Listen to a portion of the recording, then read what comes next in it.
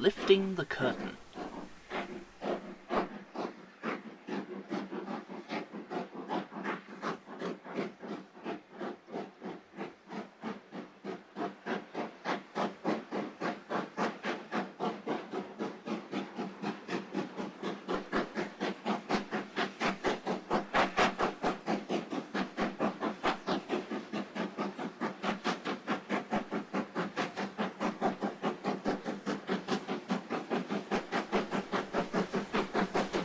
One afternoon, Donald took a supplies train to the works. Henry, awaiting final repairs in his tender, smiled warmly. "Hello, Donald. How is everything? Dudley getting on all right?" "Aye, I suppose, but I kinda say the same for Bear." Donald explained about Bear's mishaps and Dudley's behaviour. "It doesn't add up," he continued. "It's not like Bear to act in such a way. I'm awfully suspicious of Dudley." Henry grew stern. "You must tell the Fat Control at once. I'm all too familiar with this sort of situation."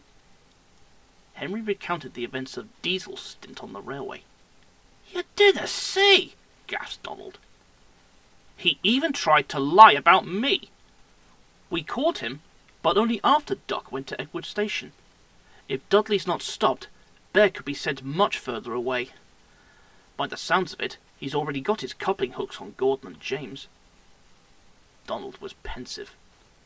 "Leave it with me," he said, and hurried back to the shed. When Donald returned, he found Bear all alone, staring solemnly at his buffers. "Maybe the Fat Controller shouldn't have kept me," he sighed. "Rubbish!" retorted Donald. "You're an outlier in the world of devilish diesels. I know you didn't have any ulterior motives. Our new pal, on the other hand—" "You mean you don't believe Dudley?" Bear asked hopefully. Donald recounted his conversation with Henry, and Bear smiled thankfully. "And here I thought I was all muddled in the radiator. The question is, how do we prove he's behind all this?" "I know just the thing," Donald winked. The next day, Dudley was dozing at the shed. Donald was shunting nearby when Bear came excitedly along. "I say, Donald," he said loudly, "where'd you put the coach for the VIP train?" "Near the station," Donald replied with a grin. "They're ready and waiting for you." "Excellent," said Bear. "I'll be off then. Must be spick and span for our special guest." "A special guest, eh?" smirked Dudley.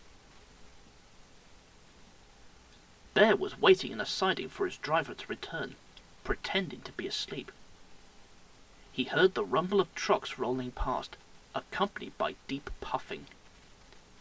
When the sound died away, he opened one eye. The truck sat on the points, blocking him in. "Worked like a charm," he chuckled to himself. Meanwhile, Dudley skulked around the sidings by the big station. Special coaches, he thought. Where could they be? "Over here," came a voice. Dudley perked up and hurried towards it. Into a siding he swerved, and waiting for him was... "Ah, hello," grinned Toad. "You must be Mr. Dudley." "You're not a special coach," Dudley growled. "I never claimed to be one, sir," Toad replied in his chirpy manner. "Were you looking for some?" "There's meant to be a VIP train," snarled Dudley, "and I'll be the one to take it." "A VIP train? That does sound thrilling." Dudley looked back in amazement. There was Bear. "You!" Dudley gritted. "How did you get out of that siding?" "I helped him," said Donald, who drew alongside. "Question is, how do you know he was trapped?" Dudley went pale. Well, that is to say, An excellent question indeed, Donald. I'm most curious to hear the answer." The Fat Controller stepped out at Toad. "Well, Dudley, shall we have the truth this time?" The engine's bewildered face turned into a wicked snarl. Yes, it was all my doing. I'm still an engine in his prime. Why should I face the prospect of scrap? Oh yes, we've all heard of the sanctuary that is the Fat Controller's Railway, a haven where steam will always have a place. And yet, Dudley trailed off, glaring at Bear. There still appear to be rats among us. I've proven my worth.